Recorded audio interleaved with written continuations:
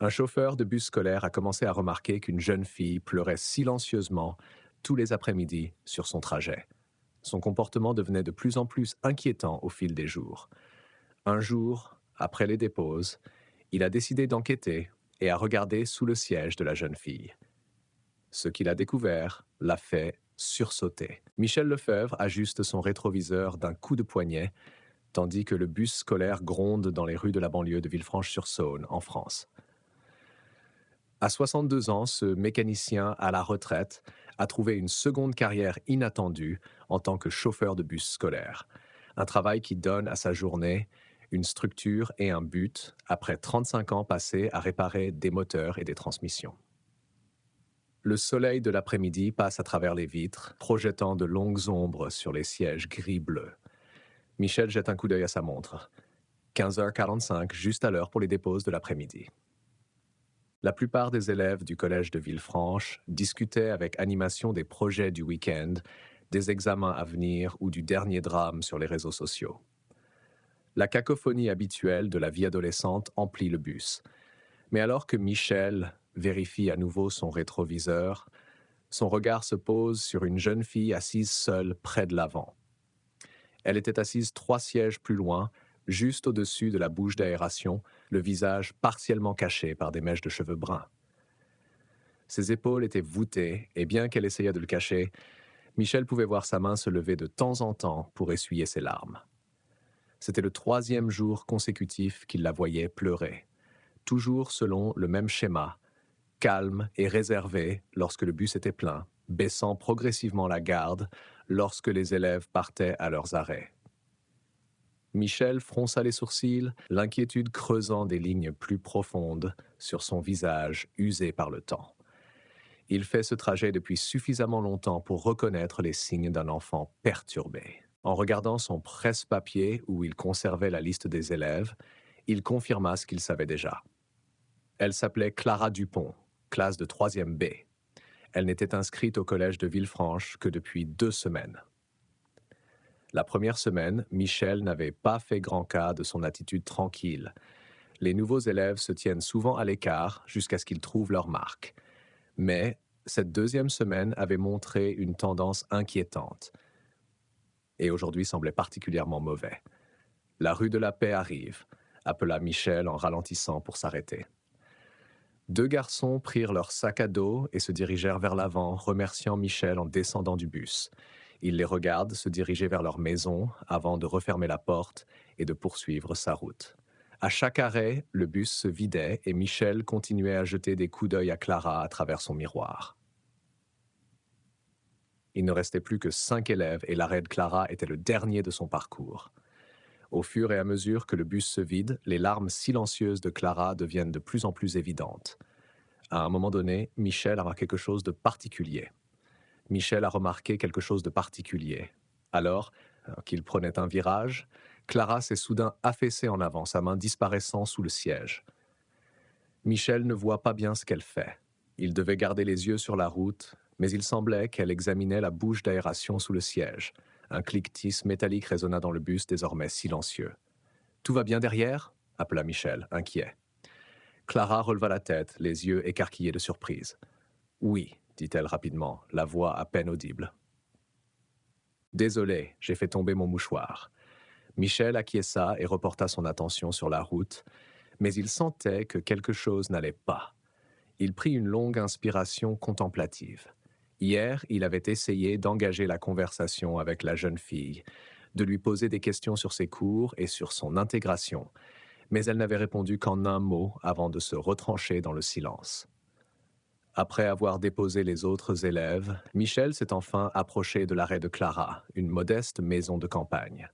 La maison à 2 étages, au revêtement bleu délavé, se trouve au bout de l'allée des érables. En arrêtant le bus, Michel prend une décision. Il ne pouvait pas ignorer ce qu'il voyait jour après jour. « Dernier arrêt », annonce-t-il en ouvrant la porte. Clara ramassa son sac à dos rose et se leva, le mouvement lent. Lorsqu'elle passa devant Michel, il remarqua ses yeux cerclés de rouge et les cercles sombres qu'elle arborait sous eux. « Bonne soirée, Clara », dit-il avec un doux sourire. Elle acquiesça sans le regarder dans les yeux et descendit du bus. À sa surprise visible, Michel la suivit, descendant sur le trottoir.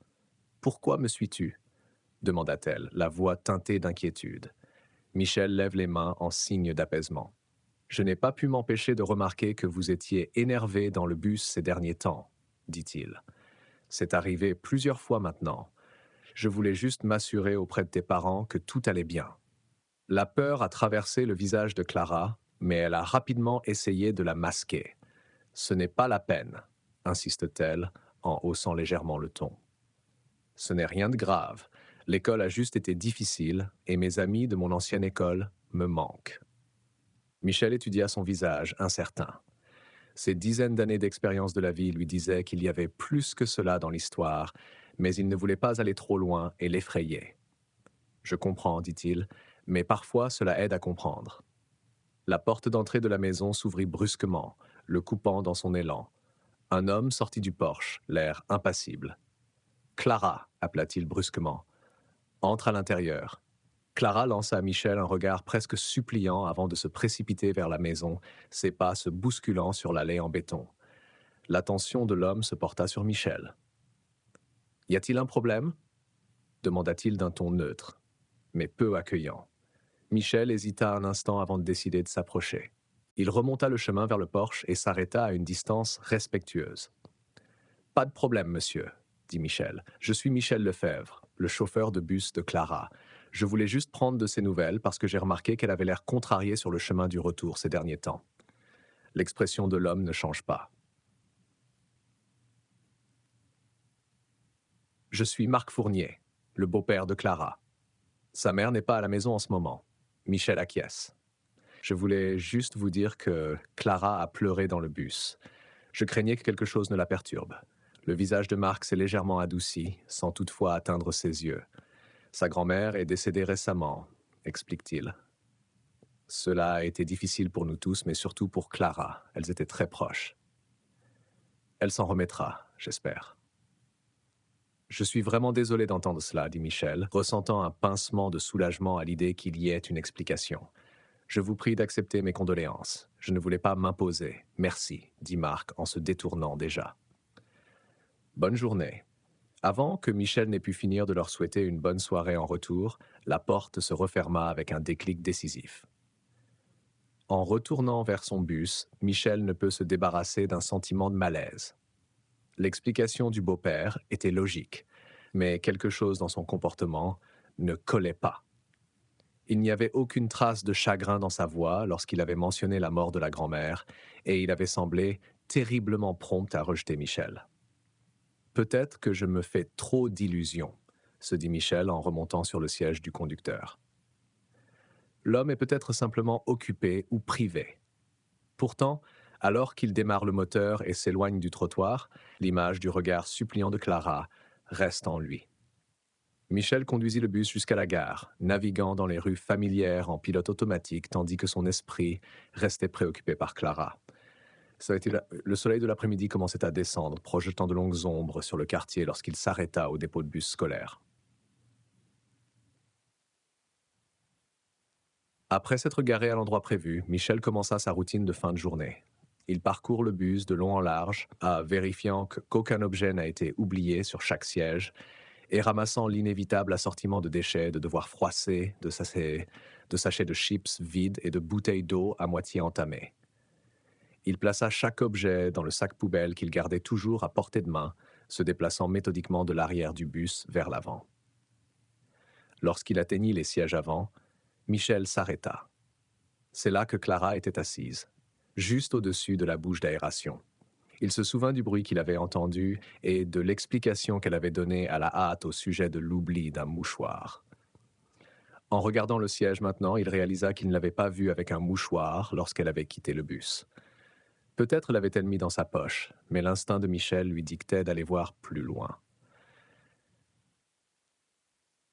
Il s'accroupit, ses genoux protestant d'une douleur sourde.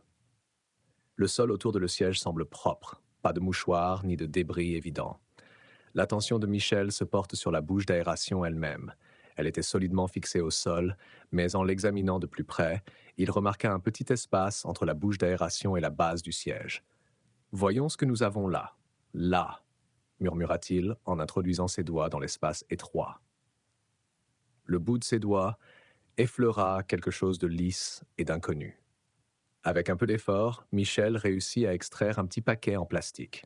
Lorsqu'il le sortit à la lumière, son souffle se bloqua dans sa gorge. Il s'agissait d'un blister de pilules roses partiellement utilisé. Michel le tourna dans sa main, étudiant le médicament inconnu. Le nom de la marque était imprimé au dos, ainsi que la posologie. Mais qu'est-ce que c'est?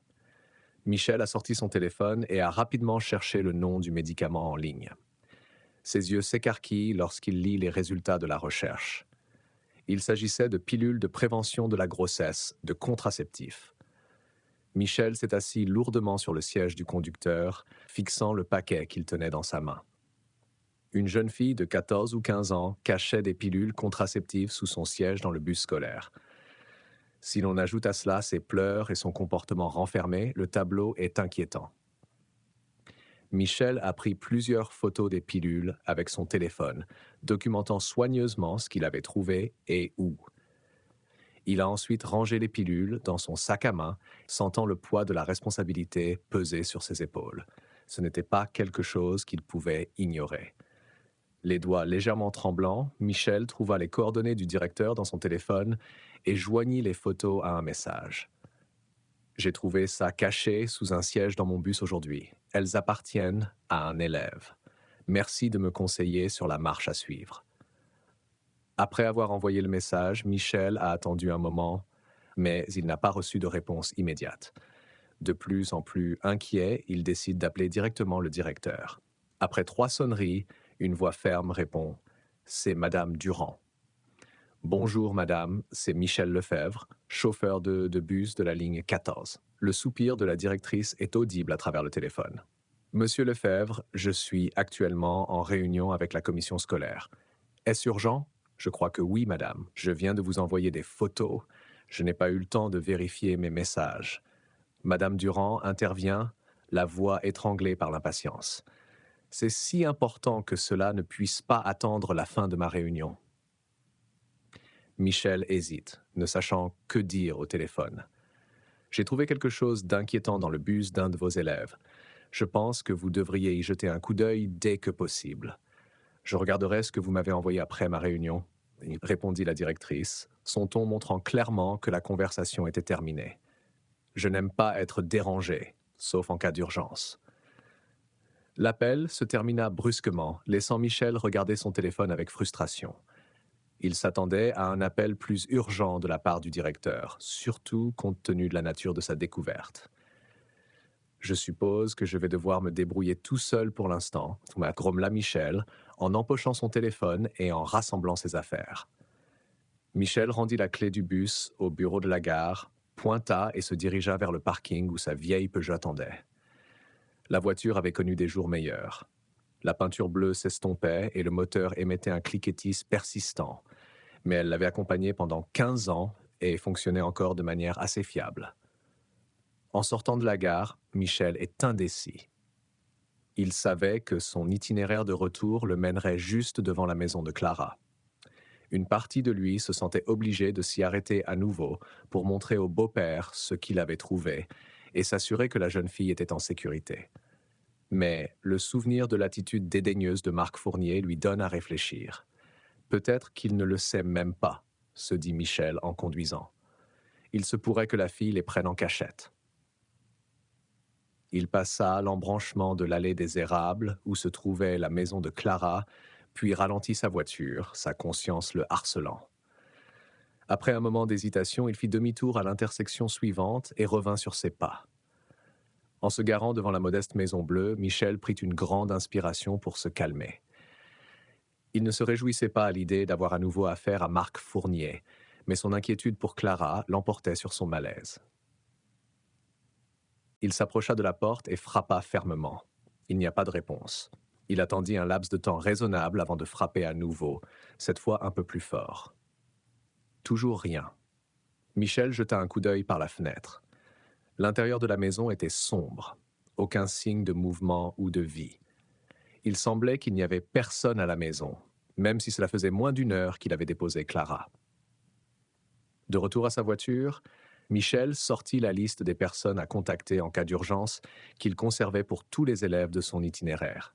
Il repéra les informations concernant Clara et trouva le numéro de contact indiqué sous le nom de Marc Fournier. Il composa le numéro, mais après plusieurs sonneries, il tomba sur la messagerie vocale. Étrange, marmonne Michel, qui raccroche sans laisser de message. Où ont-ils pu aller si vite? Avec un soupir, il redémarra sa voiture et reprit le chemin de la maison. Il avait fait ce qu'il pouvait pour l'instant. Peut-être que le directeur le rappellerait bientôt ou qu'il pourrait essayer de recontacter la famille de Clara plus tard. Michel n'avait parcouru que quelques kilomètres lorsqu'il aperçut une silhouette familière sortant de la pharmacie de la rue des Cèdres. C'était Clara qui marchait seule. Elle avait l'air malheureuse, un bras enroulé autour de son ventre comme si elle souffrait. Sans réfléchir, Michel se gara sur le trottoir et sortit de sa voiture. « Clara !» appela-t-il doucement, ne voulant pas l'effrayer.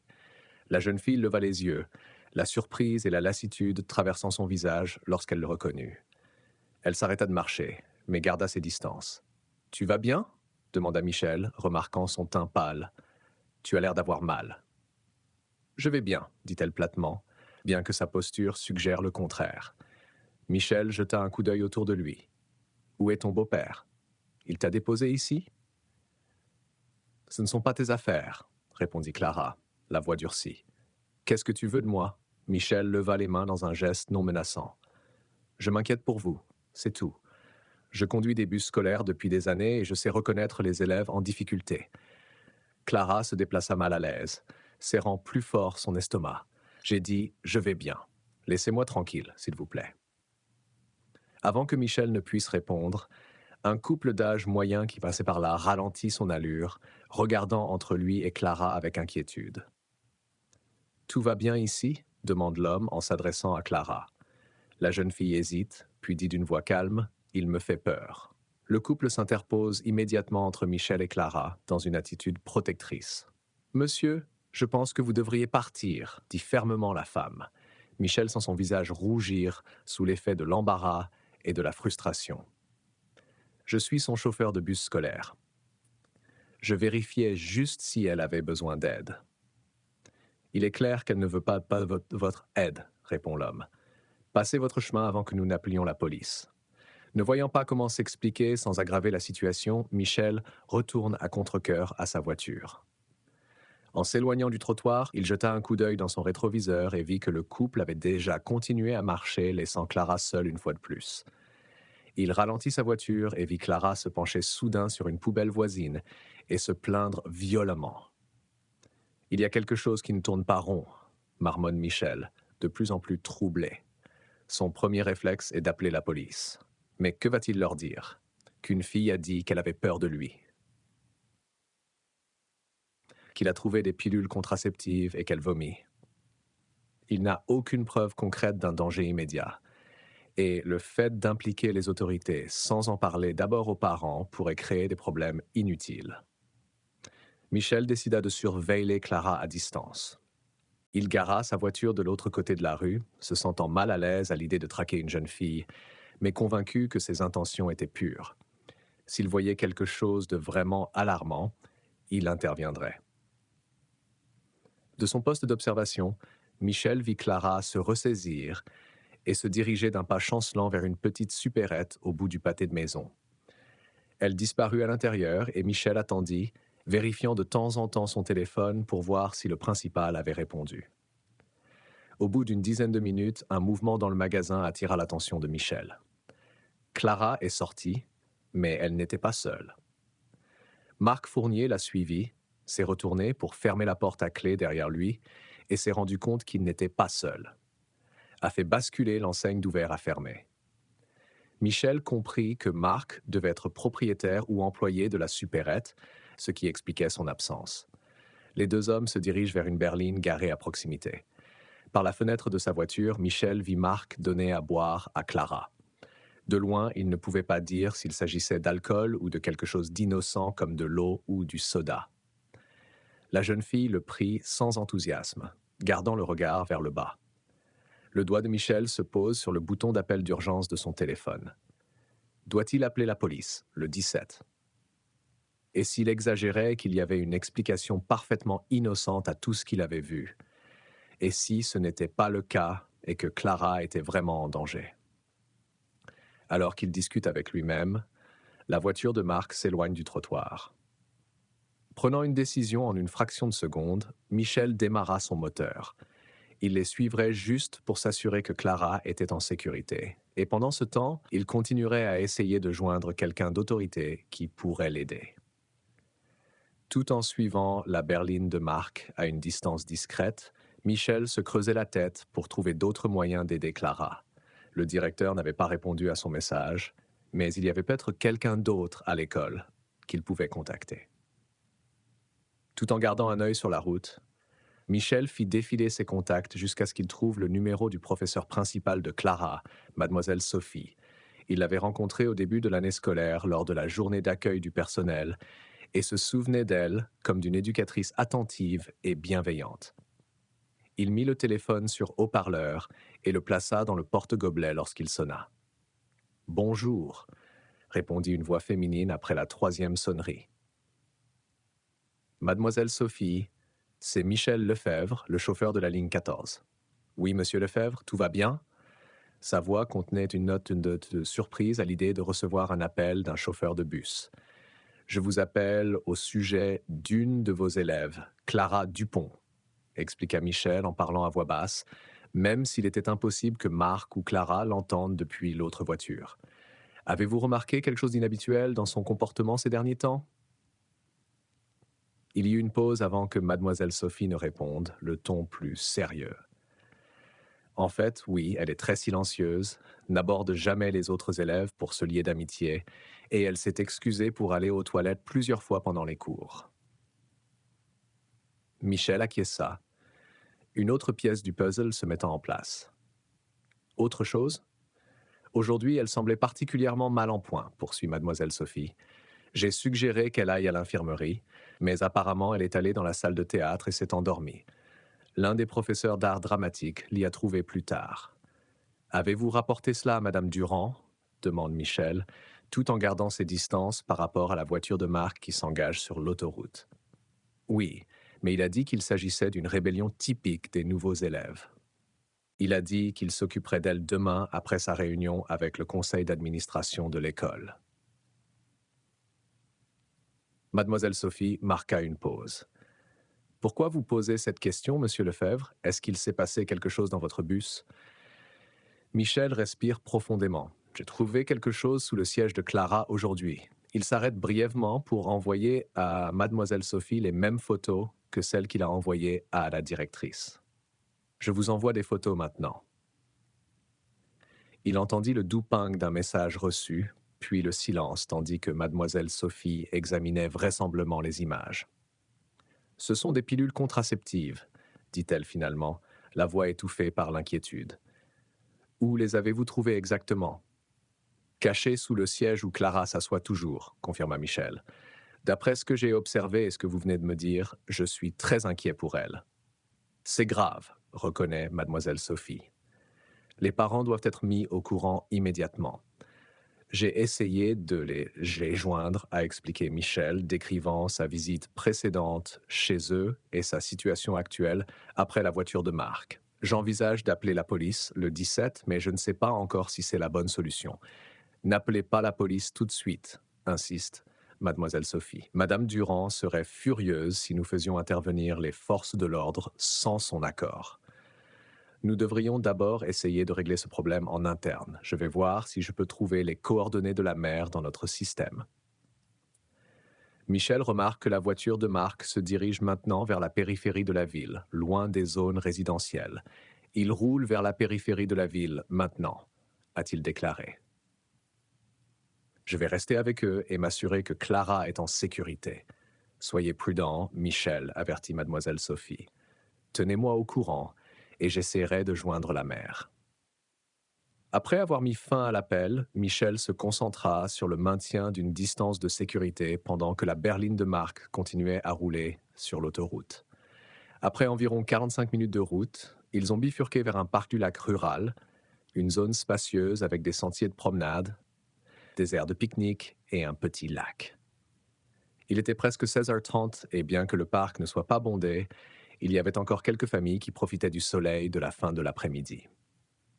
Marc se gara dans le parking près de l'entrée et Michel trouva une place à quelques rangées de là où il pourrait observer sans se faire remarquer. Il regarda Marc et Clara sortir de la voiture et se diriger vers l'aire de pique-nique. Marc portait une petite glacière tandis que Clara le suivait, sa posture suggérant une certaine réticence.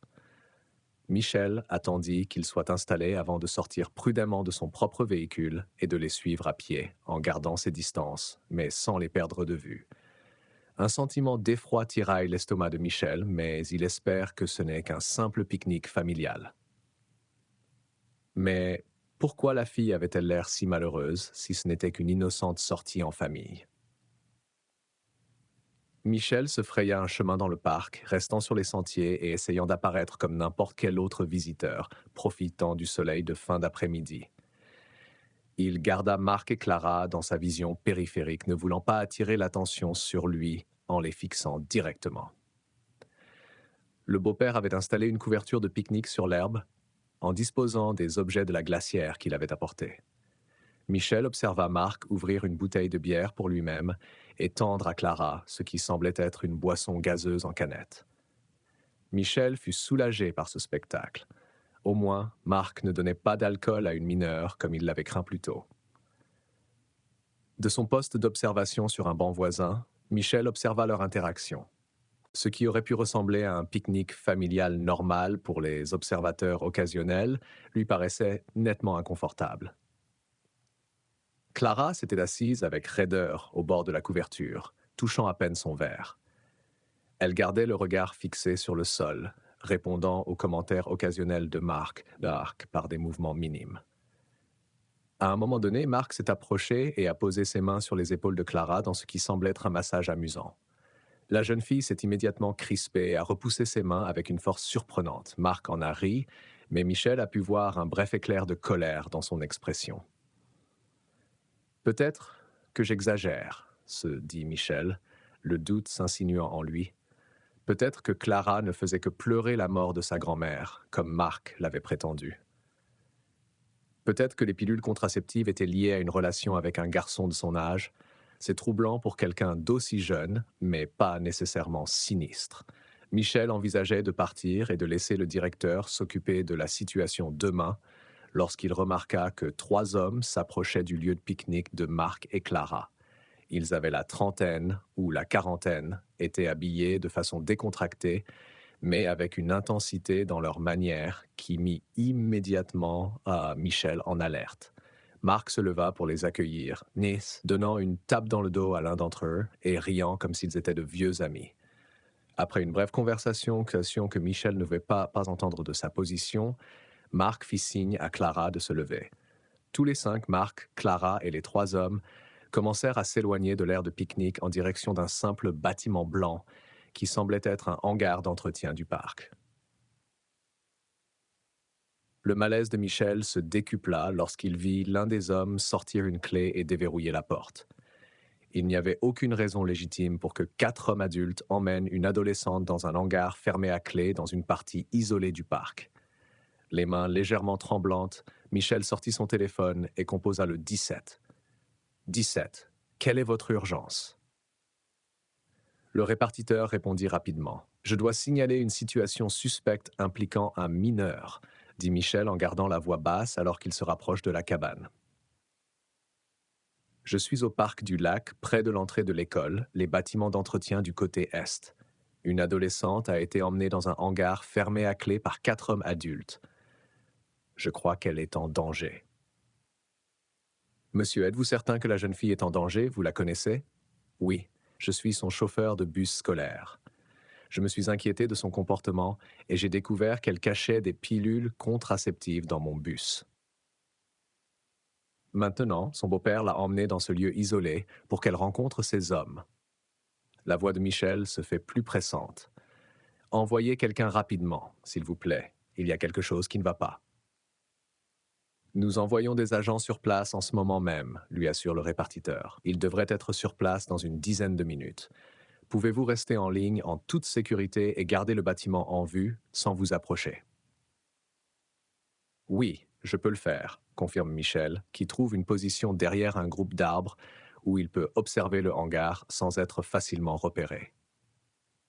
Pouvez-vous décrire les personnes impliquées? Demande le dispatcher. Michel décrivit Marc, Clara et les trois hommes du mieux qu'il put, y compris des détails sur leurs vêtements et les véhicules dans le parking. Tout en parlant, il se rapprocha du hangar, son inquiétude pour Clara l'emportant sur sa prudence habituelle. Le bâtiment avait de petites fenêtres poussiéreuses placées haut dans les murs. Michel s'approcha de l'une d'entre elles, essuyant la saleté avec sa manche pour jeter un coup d'œil à l'intérieur. L'intérieur était faiblement éclairé, mais il pouvait distinguer les silhouettes des quatre hommes rassemblés autour de Clara. La jeune fille était adossée à un mur, le visage baigné de larmes. « Fais ce qu'on te dit, Clara !» entendit Michel dire Marc, la voix étouffée, mais audible à travers les murs minces. « Tu sais ce qui se passera si tu ne coopères pas? »« S'il vous plaît, ne m'obligez pas, » supplie Clara, la voix brisée. « Je ne peux pas faire ça. »« Ta mère te détestera pour ça, » siffle Marc, la voix plus grave. « Quand elle apprendra que tu es enceinte, elle aura un nouveau bébé. Elle oubliera que tu existes. » Ces mots glacent le sang de Michel. Il transmit ce qu'il entendait au dispatcher du 17, la voix serrée par la colère. « La police est à 3 minutes, lui dit le répartiteur. Ne tentez pas d'intervenir vous-même. » Michel s'apprête à répondre lorsqu'il sent une main sur son épaule. Il sursaute, manque de faire tomber son téléphone et se retourne pour découvrir 2 hommes en tenue de course derrière lui. « Qu'est-ce que tu fais à regarder là-dedans, mec ?» demanda l'un d'eux, l'air suspicieux. Michel s'empresse d'expliquer la situation à voix basse. « Il y a une fille à l'intérieur qui a besoin d'aide. J'ai appelé la police. Ils sont en route. » Les 2 joggeurs échangent un regard, puis jettent eux-mêmes un coup d'œil par la fenêtre. Leurs expressions se durcirent à mesure qu'ils observaient la scène à l'intérieur. « Nous ne pouvons pas attendre ici, » dit le plus grand des 2, la mâchoire serrée avec détermination. « Il pourrait être en train de lui faire du mal en ce moment même. »« La police a dit d'attendre, » commença Michel, mais il fut interrompu par un silence soudain à l'intérieur du hangar. Les hommes avaient apparemment entendu quelque chose et s'étaient tus. Prenant une décision en une fraction de seconde, les joggeurs s'approchèrent de la porte et frappèrent dessus avec force. L'un d'entre eux a crié « Hé, ouvrez-la dedans !»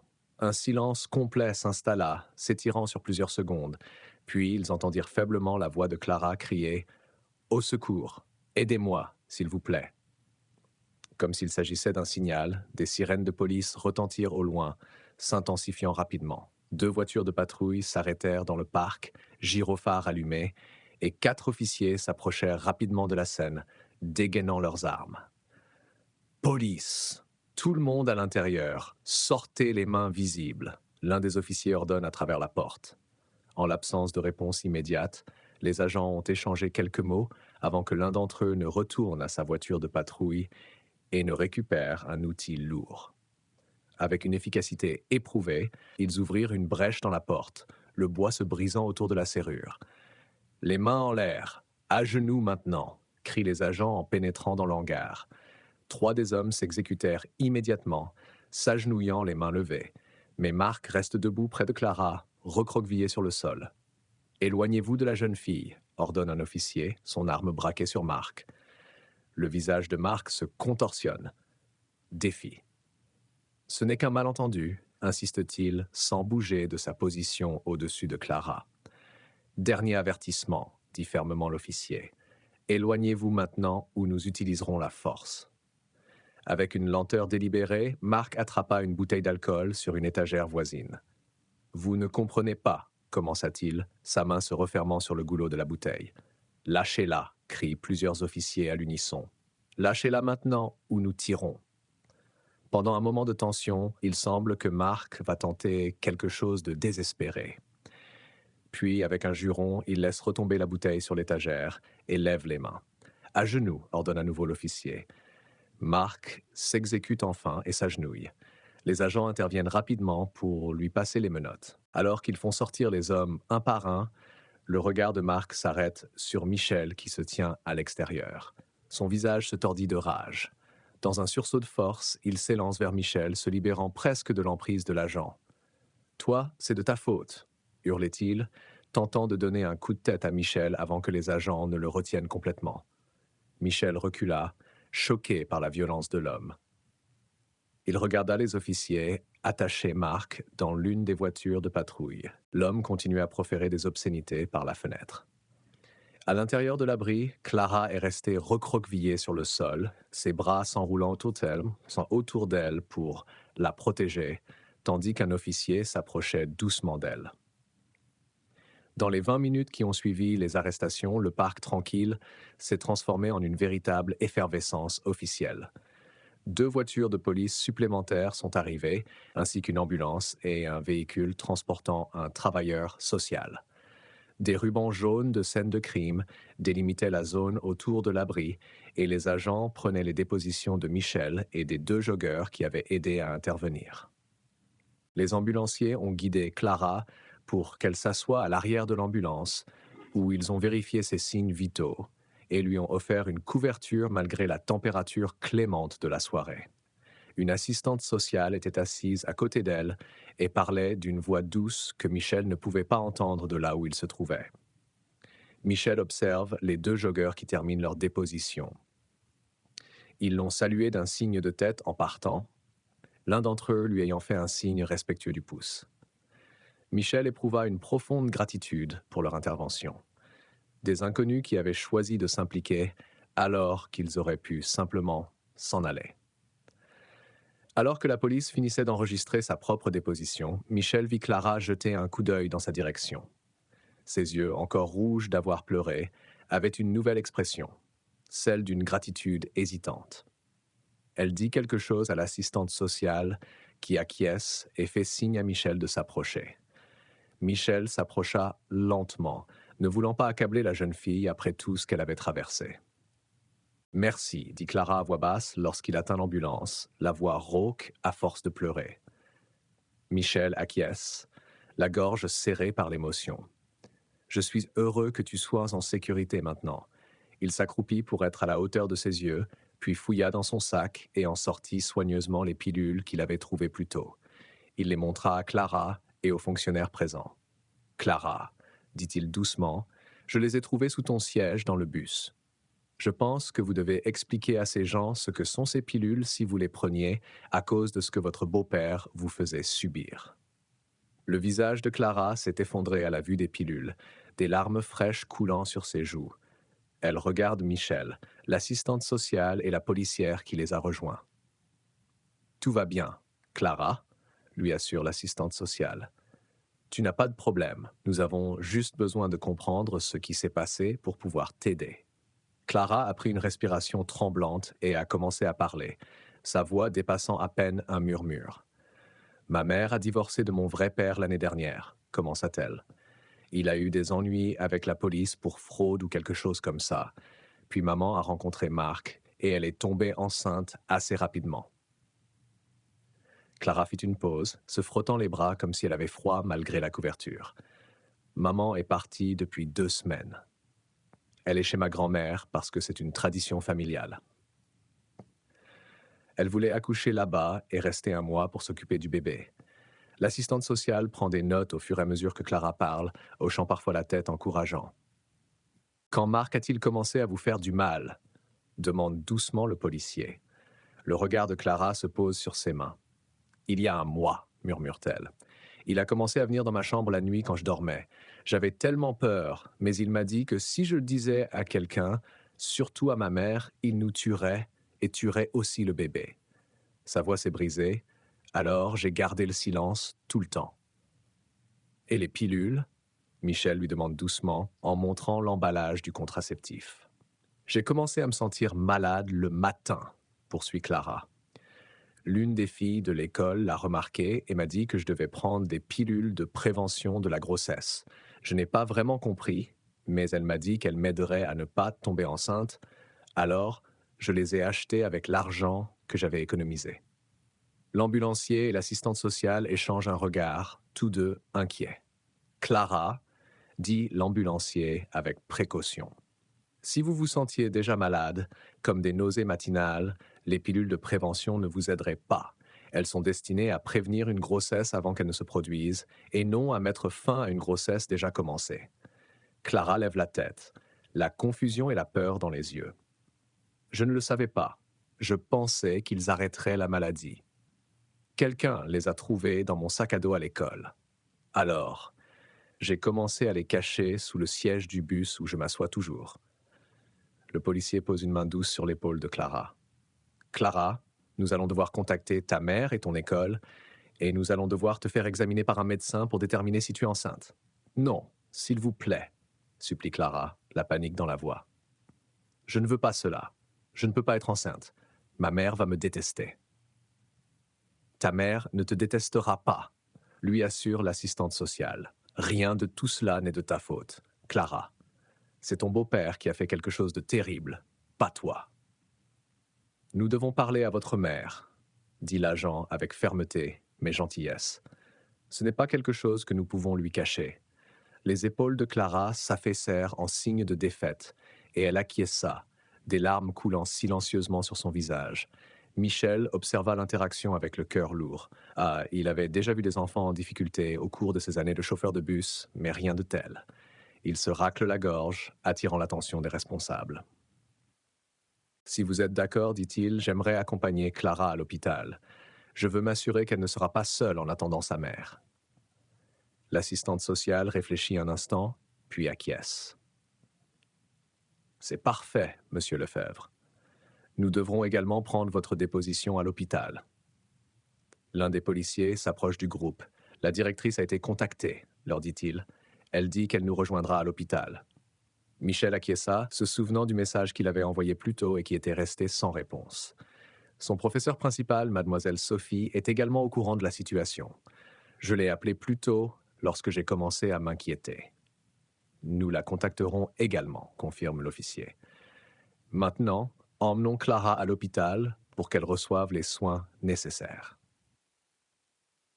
La salle d'urgence du centre hospitalier local bourdonnait de son habituel chaos contrôlé, tandis que Michel, assis sur une inconfortable chaise en plastique, attendait des nouvelles. Après leur arrivée, Clara avait été emmenée pour être examinée, laissant Michel faire sa déposition à la police dans une petite salle de conférence au bout du couloir. Il consulte sa montre. Près de 2 heures se sont écoulées depuis leur arrivée à l'hôpital. L'assistante sociale, une femme compatissante nommée Madame Dubois, l'informait de temps en temps de ce qui se passait, mais les détails étaient nécessairement limités pour des raisons de confidentialité. Alors que Michel sirote une tasse de café médiocre provenant du distributeur automatique, Madame Dubois s'approche à nouveau de lui. « Monsieur Lefebvre, dit-elle en s'asseyant à côté de lui. Clara vous demande. Ils ont terminé l'examen initial et elle a été transférée dans une chambre privée. Si vous voulez la voir, je peux vous y conduire tout de suite. » Michel se lève immédiatement. « Oui, je vous en prie. » Madame Dubois le conduisit à travers un dédale de couloir jusqu'à une petite pièce où Clara était assise sur le bord d'un lit d'hôpital. Elle paraissait incroyablement petite dans sa blouse d'hôpital trop grande. Ses yeux étaient rougis, mais secs pour l'instant. Une femme médecin qui prend des notes sur une tablette près de la fenêtre. « Michel, dit Clara, avec une pointe de soulagement dans la voix. « Comment vas-tu, ma petite » demanda-t-il gentiment en s'asseyant sur la chaise à côté de son lit. Avant qu'elle ne puisse répondre, le médecin prit la parole. « Monsieur Lefebvre, je suis le docteur Moreau. J'ai cru comprendre que c'était vous qui aviez remarqué que quelque chose n'allait pas. » Michel acquiesce. « Je suis le chauffeur de bus de Clara. J'ai remarqué qu'elle pleurait tous les jours dans le bus et j'ai trouvé ses pilules. » L'expression du docteur Moreau est grave. J'ai terminé l'examen de Clara et j'ai confirmé qu'elle est bien enceinte, qu'elle en est à la première semaine de grossesse. Michel ferma brièvement les yeux, la confirmation de ses pires craintes le frappant comme un coup physique. Lorsqu'il les rouvrit, il vit les larmes couler silencieusement sur le visage de Clara. Une agitation dans le couloir interrompit ce moment.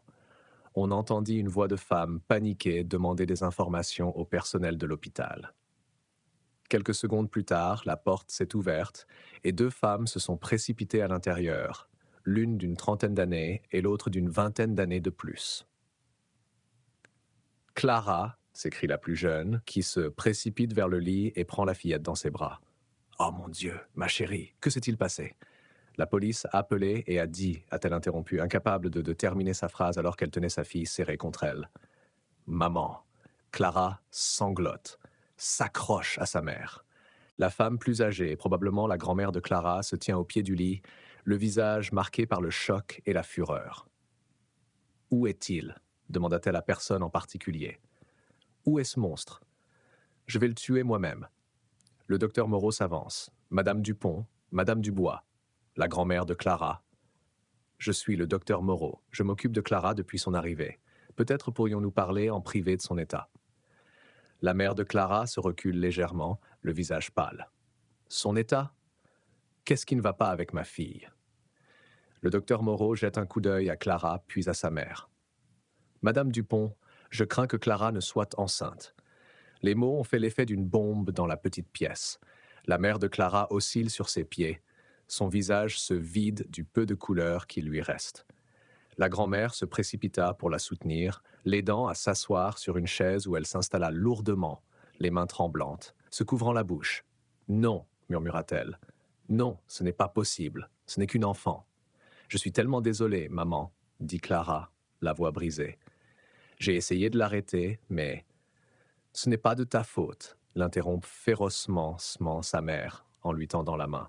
Rien de tout cela n'est de ta faute. Tu me comprends? C'est Marc. Les mots lui manquent et elle fond en larmes, le corps secoué de sanglots. La grand-mère se tourna vers le docteur Moreau, l'expression dure. Quelles sont les options possibles? Elle a 14 ans. Elle ne peut pas avoir d'enfant. Le docteur Moreau acquiesce solennellement. J'allais en parler avec vous. Il y a des risques de santé liés à la grossesse à l'âge de Clara. De plus, compte tenu des circonstances, il existe des possibilités d'interruption de grossesse si Clara et vous décidez que c'est la meilleure solution.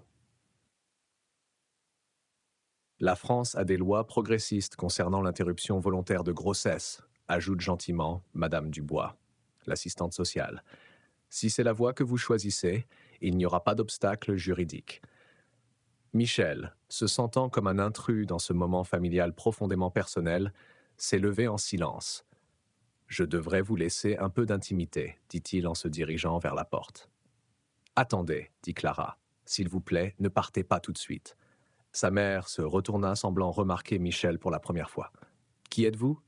« C'est Michel Lefebvre, Madame Dupont, explique Madame Dubois, l'assistante sociale. C'est le chauffeur du bus scolaire de Clara. C'est lui qui a remarqué quelque chose n'allait pas et qui a fini par alerter les autorités. La grand-mère s'approche de Michel, les larmes aux yeux. « Vous avez sauvé notre fille, lui dit-elle en lui serrant la main avec force. « Merci. Merci. » Michel acquiesce, mal à l'aise face à ces éloges. « J'ai juste fait ce que tout le monde devrait faire. » La mère de Clara se leva péniblement et serra Michel dans ses bras de façon inattendue. « Merci, » murmura-t-elle avant de s'éloigner et d'essuyer son visage. Larmes. Un coup frappé à la porte précède l'entrée d'un officier de police. « Monsieur Lefebvre, puis-je vous parler un instant ?» Michel acquiesce et suit le policier dans le couloir, laissant la famille à sa discussion privée avec le médecin et l'assistante sociale. « Je voulais vous mettre au courant de la situation, » dit le policier une fois qu'ils furent seuls dans un coin tranquille. Marc Fournier est en garde à vue et a été inculpé de plusieurs délits graves. Il ne parle pas, mais les 3 hommes que nous avons arrêtés avec lui coopèrent en échange d'une réduction des charges. « Que vous ont-ils dit ?» demande Michel. D'après leur déclaration, Fournier a un passé de prédateur. Il ciblait spécifiquement les mères célibataires avec leurs filles. L'expression du policier se durcit. Il était jaloux de Clara parce qu'elle était issue d'un premier mariage. Il a profité d'elle et a voulu lui briser l'esprit pour que sa mère la rejette et se concentre uniquement sur lui et son enfant à venir. Michel se sentit mal à l'aise devant cette cruauté calculée. Pourra-t-il sortir sous caution? Le policier secoue la tête. C'est peu probable. Avec les preuves que nous avons et le témoignage des autres hommes, il risque une lourde peine de prison, Sney et nous enquêtons pour savoir s'il a déjà eu ce genre de comportement avec d'autres victimes. Michel acquiesça, soulagé que l'homme soit traduit en justice. Qu'en est-il du directeur et de mademoiselle Sophie? J'ai contacté les deux dans la journée. Ils sont tous les deux au poste de police pour faire leur déposition, confirma l'officier. Nous essayons de déterminer s'il y a eu négligence de la part de l'école en ne remarquant pas ou en ne traitant pas les signes d'abus. Michel laisse échapper un souffle qu'il n'avait pas réalisé qu'il retenait. C'est bien, c'est bien. Nous aurons besoin de vous pour témoigner si l'affaire va jusqu'au procès, a ajouté l'officier. Mais c'est pour plus tard. Pour l'instant, vous devriez rentrer chez vous et vous reposer. Vous en avez fait plus qu'assez aujourd'hui. Michel acquiesça, soudain conscient de l'épuisement profond qui s'était installé en lui. Je le ferai, promit-il. Michel sortit de la salle où il avait fait sa déposition à la police, l'épuisement de la journée s'installant enfin dans ses os. Alors qu'il marchait dans le couloir, il remarqua une femme assise seule dans la salle d'attente, les yeux rougis par les pleurs, une main posée de manière protectrice sur son ventre de femme enceinte. Elle a levé les yeux à l'approche de Michel et la reconnaissance est apparue sur son visage. Elle se leva avec un certain effort et tendit la main. Monsieur Lefebvre, je suis Sophie Dupont, la mère de Clara. Sa voix est douce, mais posée. Je n'ai pas eu l'occasion de vous remercier plus tôt pour ce que vous avez fait pour ma fille.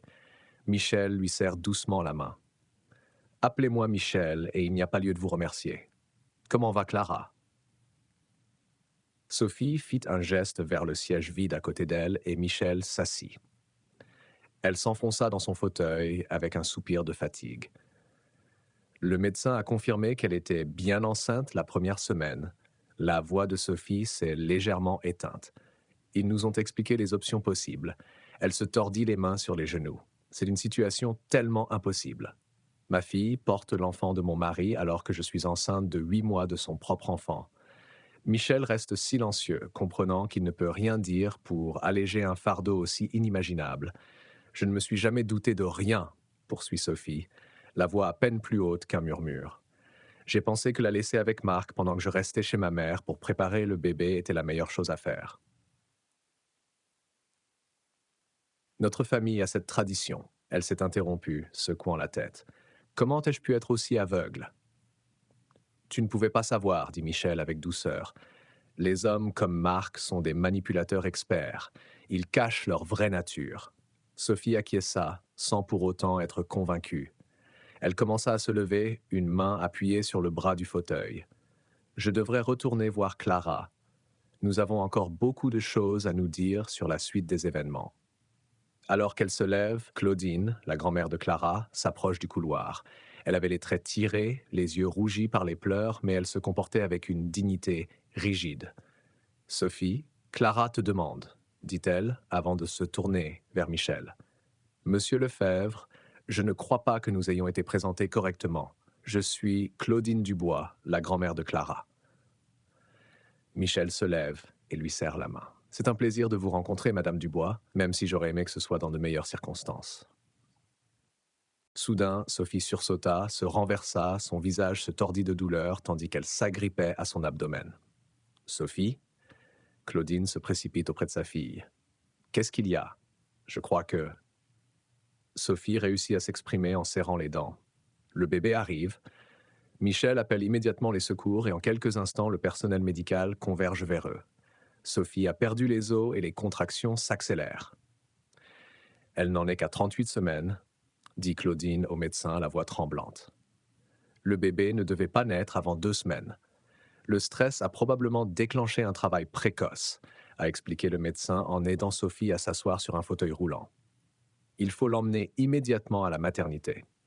Alors qu'il commençait à l'emmener, Sophie a tendu la main et a saisi le poignet de Michel. « S'il vous plaît, » dit-elle à travers une nouvelle contraction.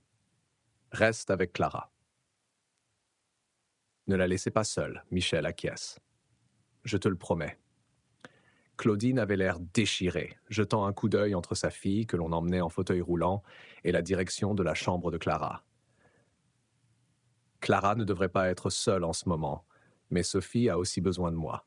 Michel l'assure. « Allez avec votre fille. Je resterai avec Clara jusqu'à ce que vous puissiez revenir.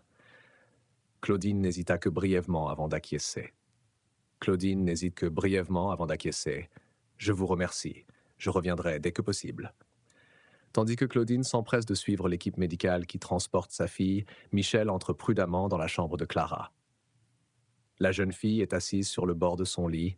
Son visage est un masque de peur et de confusion.